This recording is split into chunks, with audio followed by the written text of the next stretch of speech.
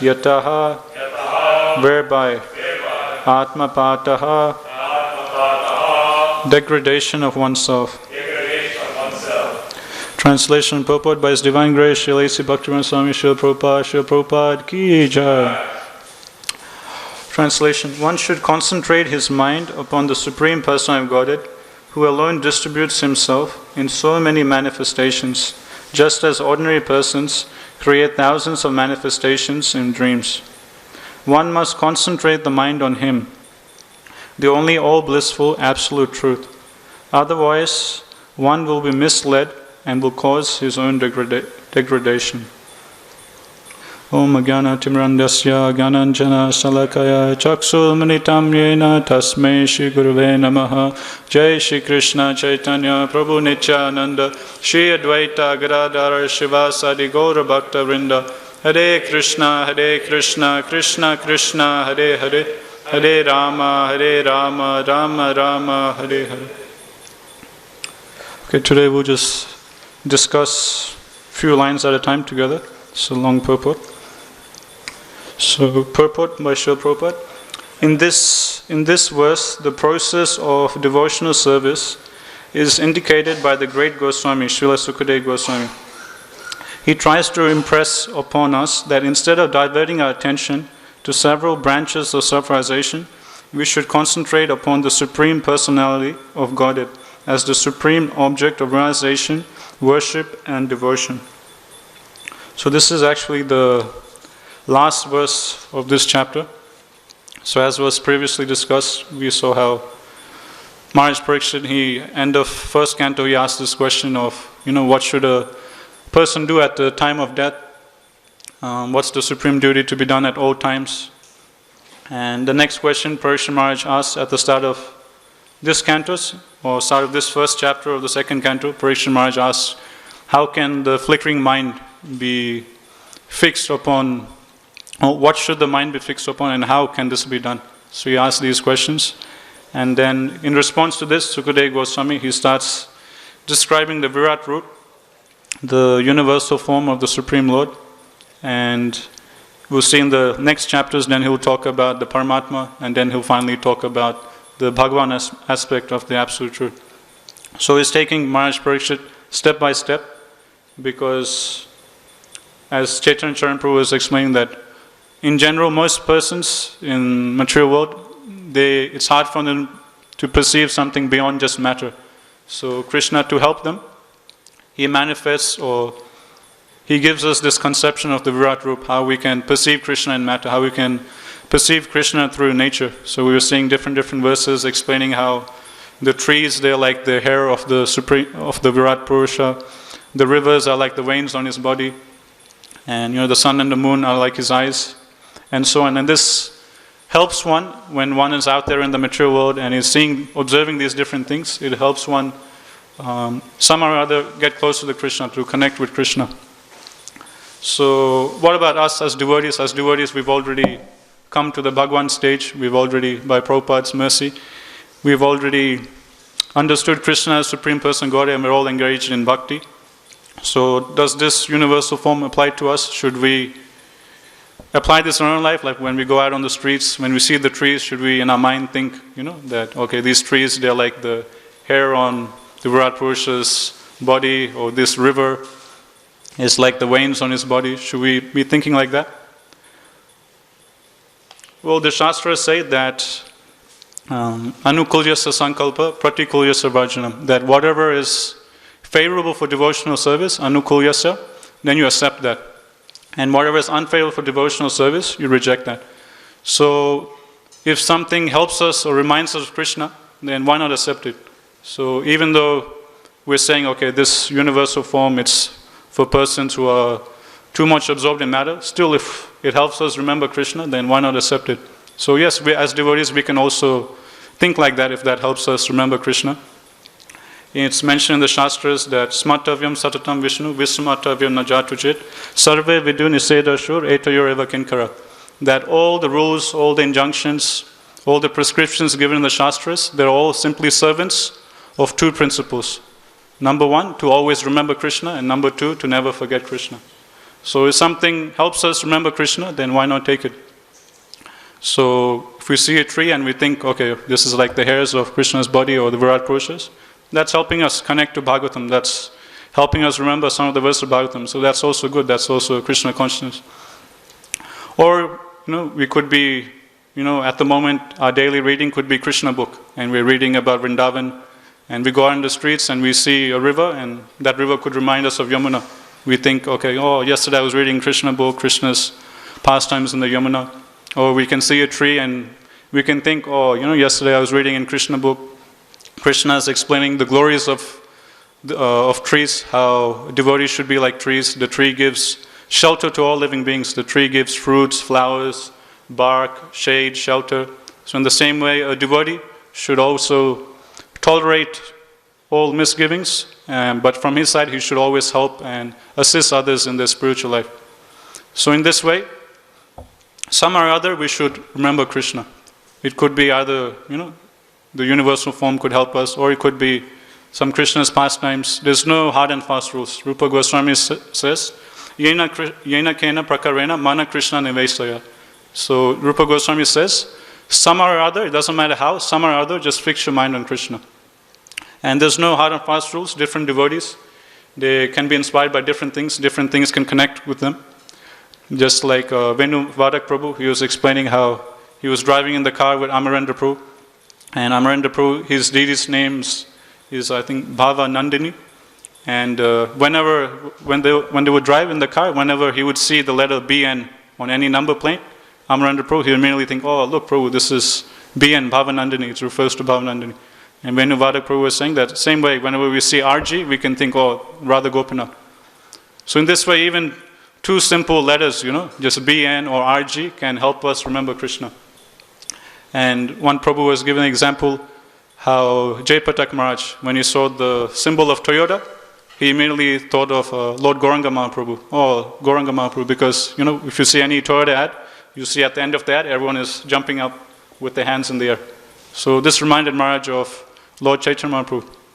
Another example, I think this was Radha Vinod Prabhu. Someone was mentioning of Prabhupada, how they were going in a morning walk, and Prabhupada was walking. And just as they were walking, Prabhupada just started speaking out. He looked at something, and Prabhupada said, this is Chaitanya Mahaprabhu's mission. And devotees, they didn't know what Prabhupada was referring to. It was just some buildings on the side. And then again, next day they're walking, and again Prabhupada said, this is Chaitanya Mahaprabhu's mission. And devotees were curious, what is it that Prabhupada is saying? And when they looked closely, they saw that on one of the buildings, there's like an ad for a certain paint. And this paint ad is showing a picture of the globe. So you have the whole earth. And then there's a man with a bucket of paint. And this man is pouring the paint all over the whole globe, saying that this paint will be so famous, it will take over the whole world. And Prabhupada seeing that, he's thinking of Lord Chaitanya Mahaprabhu, how Chaitanya Mahaprabhu's desire is that this Krishna consciousness floods the entire universe, floods the entire planet Earth. In every town and village, Chaitanya Mahaprabhu desires that the holy names will be sung. So in this way, different devotees, different things.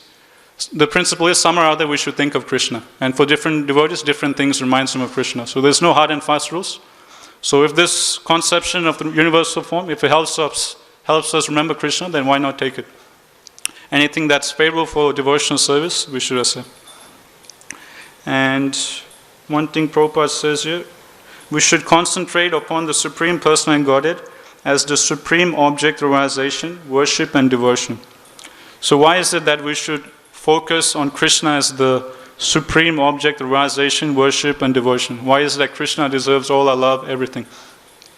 There's one verse in Bhagavatam, 11th canto, where Uddhava, he recites, why he is going to take shelter of Krishna, why Krishna is the supreme object of worship. So in this verse, it's in Uddhava Gira. Uddhava, he first says that Tasmat Bhavantam Anavajjam Anantaparam. So first quality of Krishna he gives is that Krishna is Anavajjam. Anavajjam means that there's no discrepancies in Krishna's character. He has no faults. So if you take in ordinary worldly dealings, everyone has a lot of good qualities, but everyone also has some faults.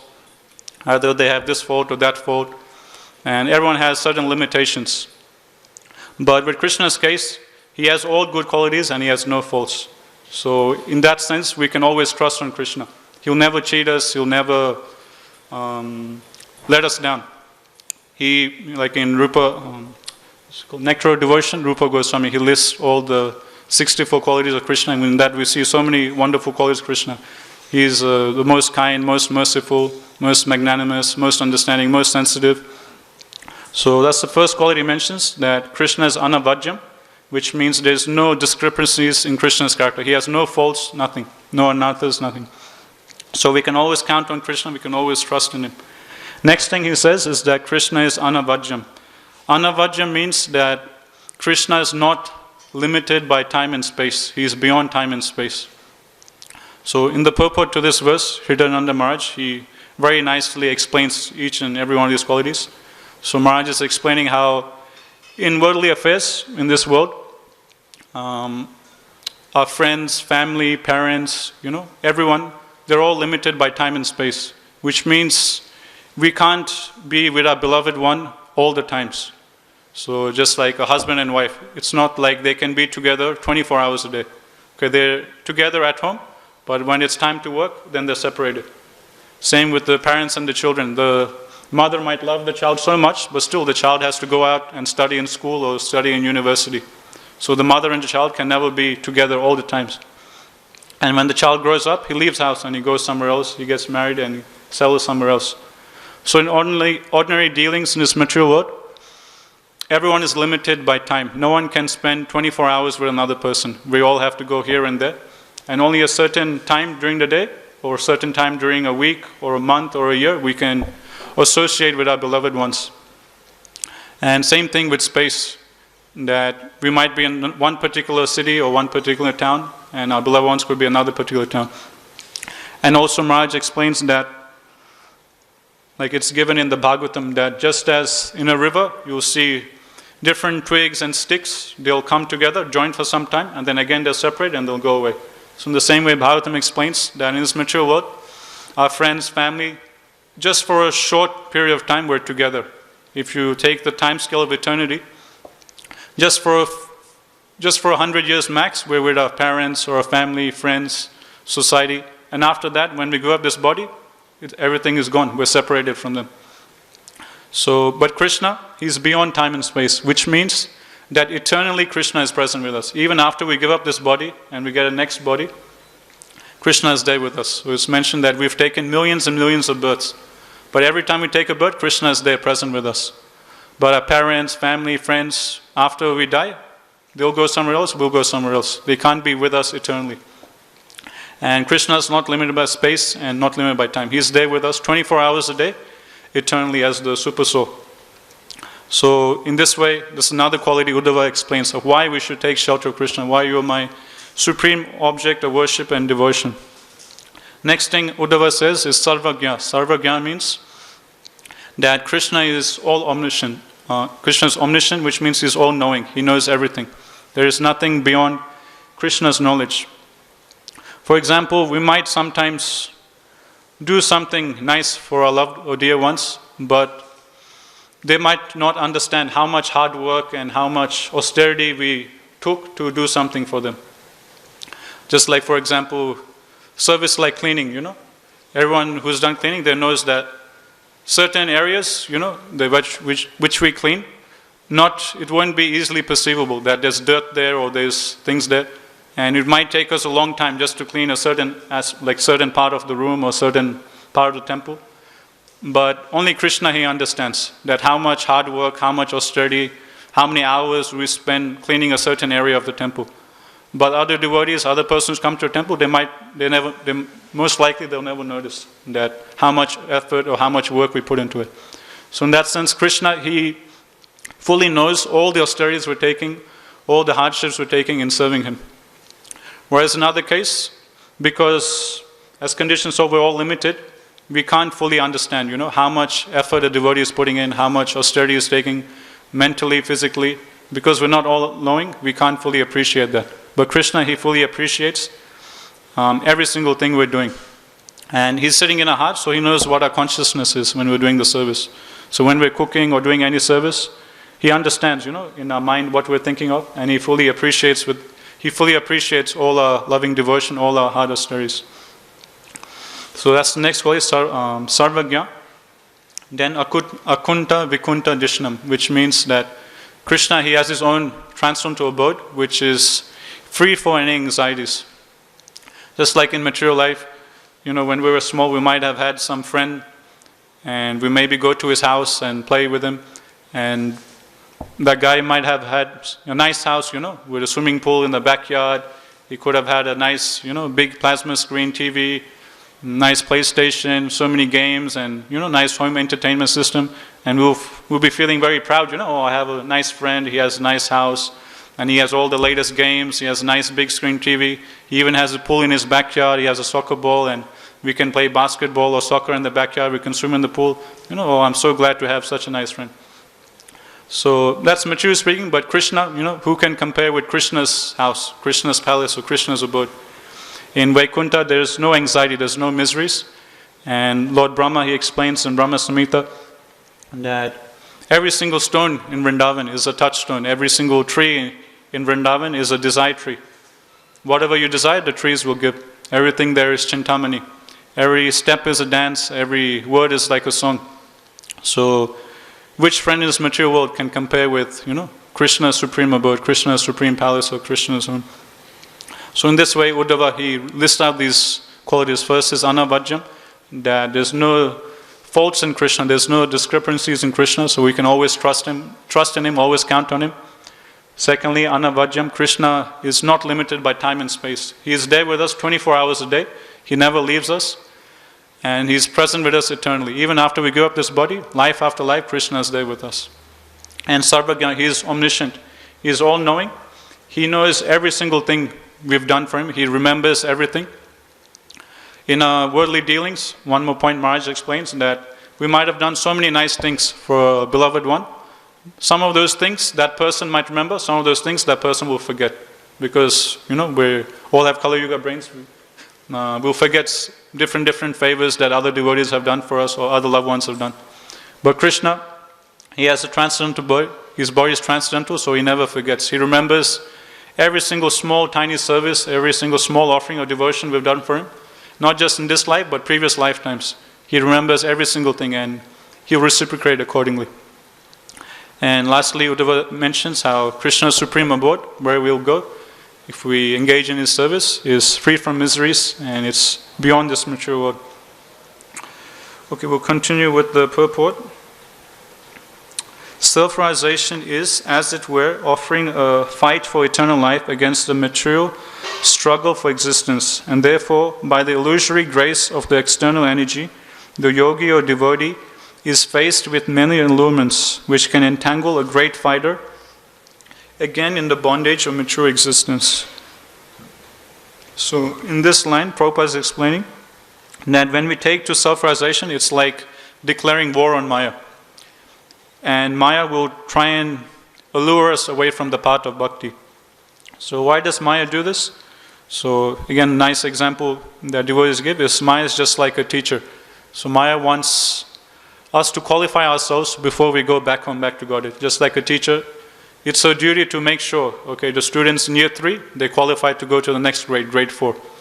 And the student gives questions just to test the students, to qualify them so they can go to the next grade, grade 4. So in the same way, Maya wants to help us become good, pure devotees of the Lord so we can be qualified to enter into Vaikuntha or Goloka. So these allurements that Maya gives is like different exam papers a teacher gives to test the students or to help him. A yogi can attain miraculous successes in mature achievements such as anima and lagima, by which one can become more minute than the minutest or lighter than the lightest, or in the ordinary sense, one may achieve mature benedictions in the shape of wealth and women. But one is warned against such allurements because entanglement again in such illusory pleasure means degradation of the self and further imprisonment in the material world. By this warning, one should follow one's vigilant intelligence only. So Prabhupada, he is giving an example of what allurements Maya can offer. So Prabhupada says, as we engage in devotional service, we will get many mature achievements. So one example Prabhupada is giving is like yogic siddhis. We might get some siddhis, or we'll get different achievements like name, fame, wealth, and so on. And Prabhupada writes that we should be careful when these mature achievements of wealth, fame, mystic powers or certain things, when they come, Prabhupada says that these certain mature achievements we get, they can very easily take us away from Krishna. And we should be afraid, and we should always be very vigilant using our intelligence. One example I can remember, like in CC I was reading recently, that Chaitanya Mahaprabhu, he's going on a tour of South India, and he visits a holy place named Kurma Kshetra. And over there there's this devotee named as the Kurma Brahmana, CC describes. And Chaitanya Mahaprabhu stays in his house for some time, and then he leaves, and he's on his way to the next site of pilgrimage. And there's one Brahmana in this town. His name is Vasudev, and he was known as Vasudev the Leper because this Brahmana, Vasudev, he had the disease of leprosy. So his whole body was covered with different types of sores, and blood was oozing out of his skin. And it's mentioned that from the sores of his body, there will be different bugs and insects that would come and sit on his sores and try and eat, his flesh. And when one of these worms or bugs would fall off his skin and fall onto the ground, Vasudeva, he was so compassionate, he would take that bug up again and put it back on his body so the bug can enjoy some of his flesh. So he was completely transcendental to bodily conceptual life. And he heard from devotees that the Supreme Lord Chaitanya Mahaprabhu, he has come into our town, Kurma Kshetra, and he's staying at the house of the Kurma Brahmana. If you go quickly, you might be able to see him. So when he hears this, immediately Vasudeva, he immediately runs quickly to see Chaitanya Mahaprabhu. But when he reaches the Kurma Brahmana's house, he realizes that Chaitanya Mahaprabhu has already left. And he starts lamenting like anything, that once in a lifetime opportunity, or once in a million lifetimes opportunity to see the Supreme Personality Godhead himself. And he was right here in my town, and I just missed him, and now he's gone. So you can imagine, the lamentation he would be feeling. Just like, for example, let's say, you get the news that Radha Maharaj is in Sydney, and he's in Sydney just for a few hours, he's on a stopover, and soon he'll leave, So, as far as I know, I don't think Radha Maharaj has visited Sydney for a long time, if not ever. So if you hear that, then naturally, you would come running to temple to personally get Maharaj's darshan or hear from him. But let's say you come from all the way western side, come to temple, and you just realize that Maharaj just left, and that's it, he's gone. You'll be lamenting so much that, once in a lifetime opportunity, Maharaj was here, and I just missed out. So in this way, Vasudeva, he was lamenting. And Chaitanya Mahaprabhu, as I was mentioning before, Chaitanya Mahaprabhu is omniscient, sarvagya. And he's sitting in Vasudeva's heart, so he understands that there's my devotee. He's back there in Kurma Brahmana's heart, and he's lamenting because he missed my darshan. So Chaitanya Mahaprabhu, even though he had already left that place and gone ahead, he again returned back. Again returned back to Kurma Kshetra, to the Kurma Brahmana's house, to give mercy to this Vasudeva Brahmana. So then he comes and he picks up Vasudeva, and Chaitanya Mahaprabhu embraces him.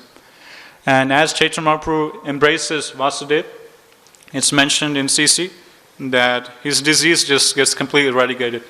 And he gets a brand new body, very beautiful body, free for any imperfections. And what does Vasudeva think? Firstly, he says he's very grateful for Chaitanya Mahaprabhu's mercy, and he starts thinking to himself, who am I? I'm just a Brahma Bandhu. I'm just a Brahmana in name only. I'm not a real Brahmana. I'm just a relative of Brahmana. And who is Chaitanya Mahaprabhu? Chaitanya Mahaprabhu is none different than the Supreme Personality of Godhead. Where is he and where am I? I'm so small and insignificant. And Chaitanya Mahaprabhu, the Supreme Lord, is so great. How is it that I'm getting so much mercy today? How is it that he's embracing me and giving me so much mercy? So in this way, initially, you could feel, so much, out of his humility, he's feeling so much gratitude towards Chaitanya Mahaprabhu. And this verse that Kurma Brahmana says, it's actually a verse quoted by Sudama in 10th canto Bhagavatam. So when Sudama, he leaves Dwarika and he's going back to his home, to his village.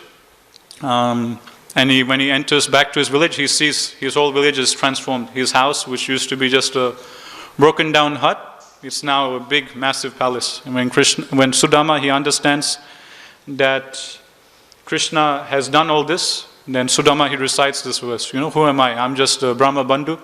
I'm just, actually, I think before this, Sudama recites, when he enters Dwarka and Krishna receives him in such a nice way. Krishna washes Sudama's feet. Krishna gives him a position on his own bed to sit down. And Krishna's own wife, Mother Lakshmi, is fanning Sudama. So when Krishna does all these different things for Sudama, then Sudama, he recites this verse saying that, who am I? I'm just a Brahma Bandhu. I'm just a Brahmana in name only. And Krishna is the Supreme Personal Godhead. How is it that Krishna is treating me so nicely? I don't deserve this. Whereas for us, materially speaking, for us, generally, we're always complaining, oh, I'm such a great devotee, I should get more mercy, I should get more benedictions. Why isn't Krishna helping me? Why isn't Krishna doing this? But pure devotees, they ask differently. They ask the opposite question. They think, whenever mercy comes, they think, okay, actually, I don't deserve it. Who am I? I'm just a sinful rascal. What is my good qualifications? How is Krishna giving me so much mercy? So that's the opposite question the pure devotees ask. So initially, Vasudeva, he's thinking like this, how is it that I got so much mercy today? How is it Chaitanya Mahaprabhu has personally come and embraced me, even though I'm so fallen and sinful?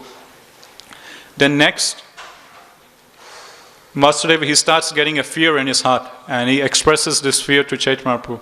His fear is, and he expresses this to Chaitanya Mahaprabhu, he says that, my Lord, now that you've cured me of this leprosy and you've personally embraced me, and you've given me a brand new body, which is free from any imperfections, I'm afraid that I might get overcome by pride, that I've personally received your mercy, that I now look so beautiful, and I have such a nice body. So Vasudeva starts getting this fear, that now that I've received so much mercy, I might get overcome by this anartha of pride. And this material allurement can take me away from your lotus feet. So please give me some remedy. And then Chaitanya Mahaprabhu, he says, don't worry, if you just incessantly chant the holy name of the Lord. Chant Hare Krishna, Krishna Krishna, Hare Hare, Hare Rama, Rama Rama, Hare Hare. If you incessantly chant the Hare Krishna Maha Mantra 24 hours a day, then this anartha of pride will never affect you. In this way, Chaitanya Mahaprabhu benedicts him. So in this example of Vasudeva, we see how a devotee, he should always be on alert and should always be fearful of Maya. Prabhupada says the way we can overcome material fear is by having spiritual fear. And what is spiritual fear? Prabhupada says in Bhagavatam that spiritual fear is being afraid of Maya, being afraid of Maya's allurements. And one of Maya's allurements is like name, fame, pride that comes from different material achievements. And Vasudeva, naturally he was having that fear. Okay, now that I've received so much mercy, I might get overcome by pride. So, my Lord, please help me overcome this. And then Chaitanya Mahaprabhu, he gives him the solution. Okay, we'll continue on with the purport. The Supreme Lord is one, and his expansions are various. He is therefore the super soul of everything. When a man sees anything, he must know that his seeing is secondary, and the Lord's seeing is primary. One cannot see anything without the Lord's having first seen it.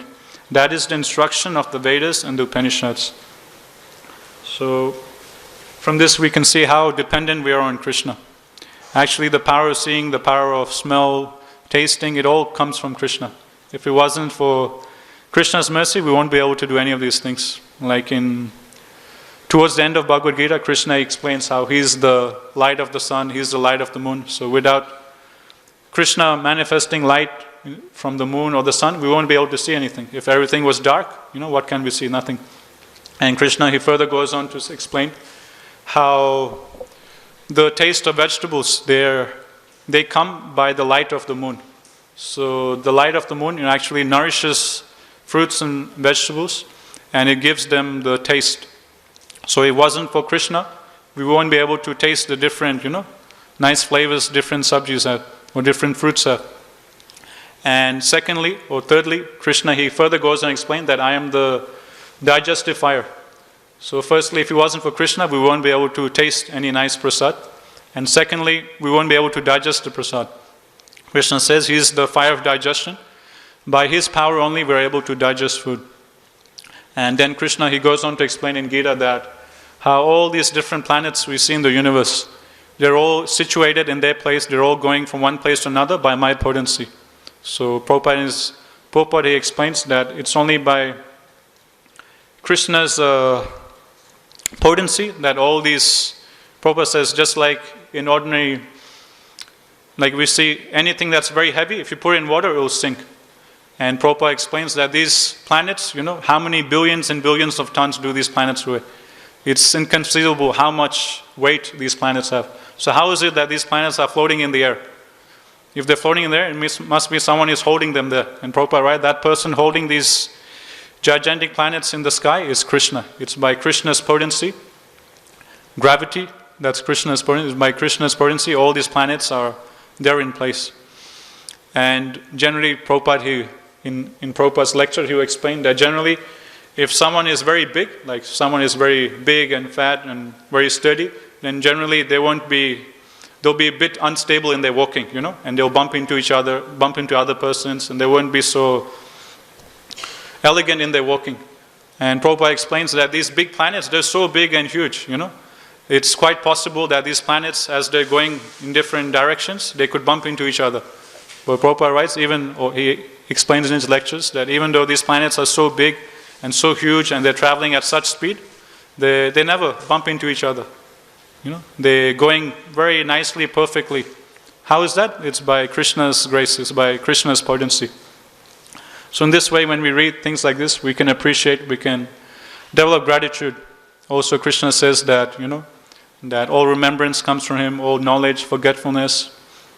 It's only by Krishna's grace that we've forgotten so many material desires. Initially, when we came to bhakti, we had so many material desires, and we were thinking, how can I overcome this bad habit, that bad habit, this material desire, that material desire.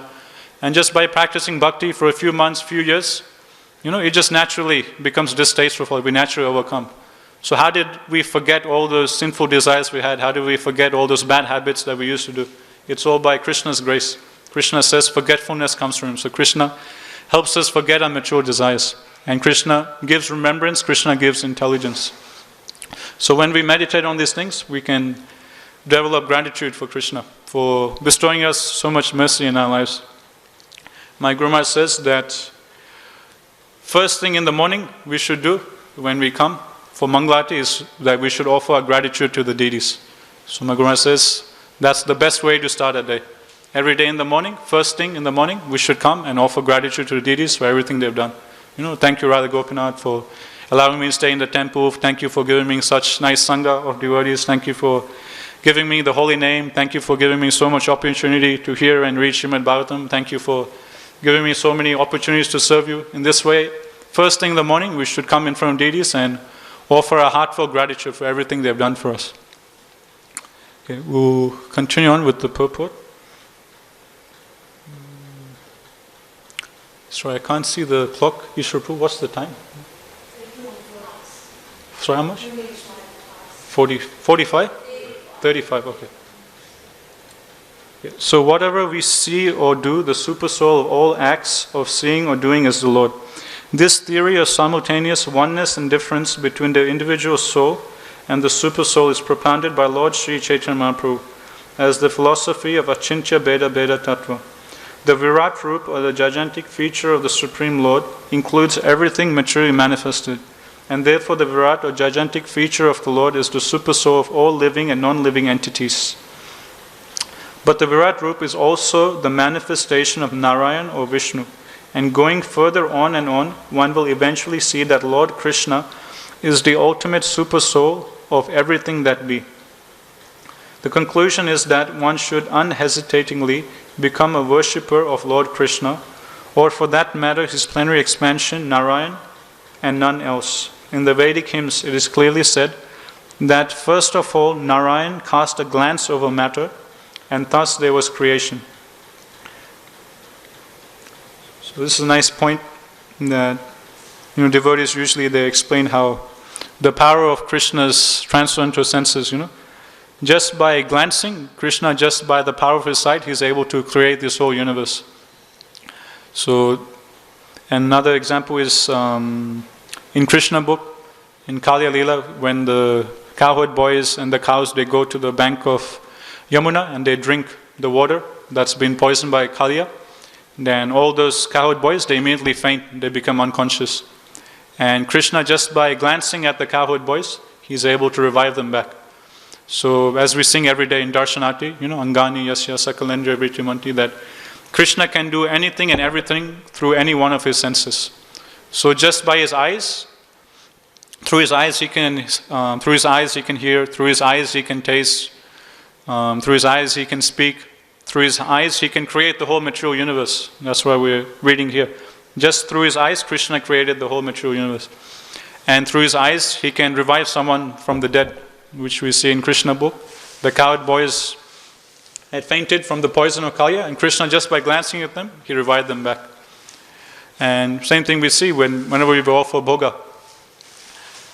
For us, that when we get some prasad, with our eyes we nicely observe, all the different types of prasad, all the nice colors in the prasad, the salad will be green, the pakoras will be this color, there will be nice this color sabji, that thing. So with our eyes we take in, the different types of prasad, and with our nose we smell the different, we can smell the dal or smell the pakora or the halwa, and then with our fingers we can experience, the different texture. The pakora will be hard on the outside, soft on the inside.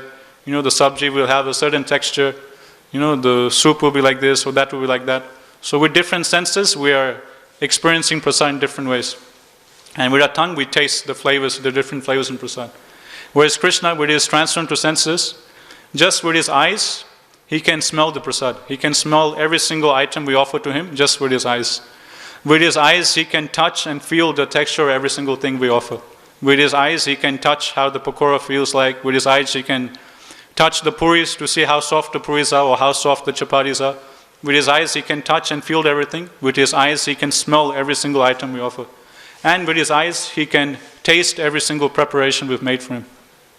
And not only that, he knows whatever consciousness we had while we were cooking for him. Because his sarvagya, as was explaining before, he's sitting there as a super soul in our heart, so he knows with what bhava, with what emotion, what loving sentiments we cooked for him. So he knows, okay, this devotee, he prepared this for me and that for me. He wants me to take this item with this thing. He wants me to take, this pakora with this chutney or this item with that chutney. So he knows everything, whatever, with what mindset we cook for him. We'll continue on with the purport.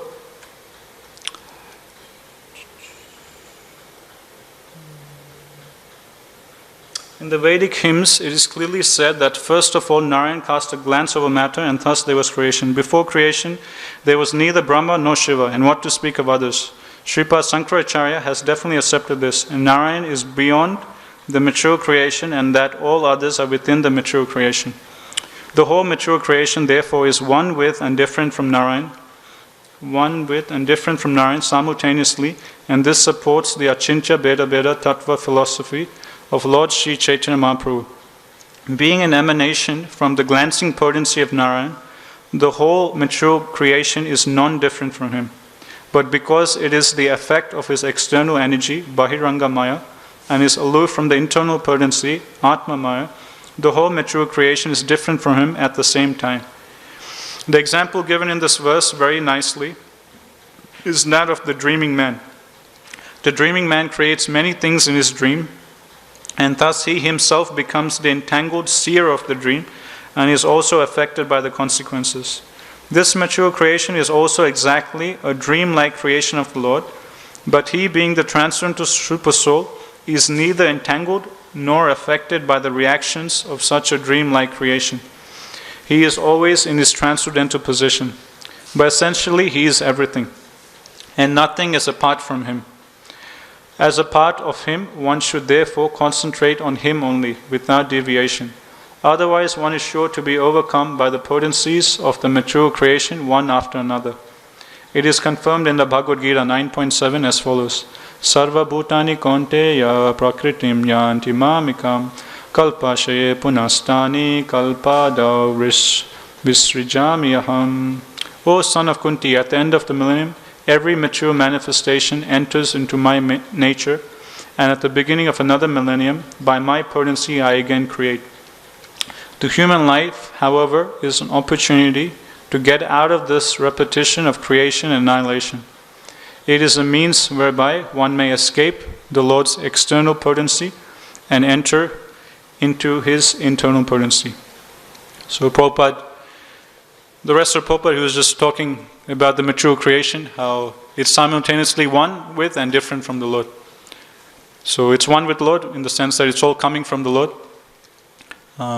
Firstly, it's mentioned, that Garbhadaksha Vishnu, he enters the universe, and Prabhupada explains that the universe is just empty and it's just dark, there's nothing there. And then through perspiration from his own body, Garbhadaksha Vishnu, he fills half the universe. Prabhupada, one lecture, he explains that, Prabhupada explained this is not so hard to understand, even for us speaking. When we're doing some very physical activity, then naturally we sweat.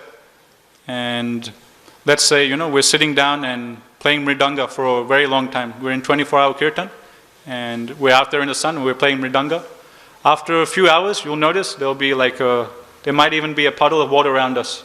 From all the sweat that's come from our body, we'll go and it'll fill around us. Prabhupada, he gives the example. Just like for us, sweat comes from our body, and if you do a certain activity for a long time, the sweat will accumulate and there'll be a puddle around us.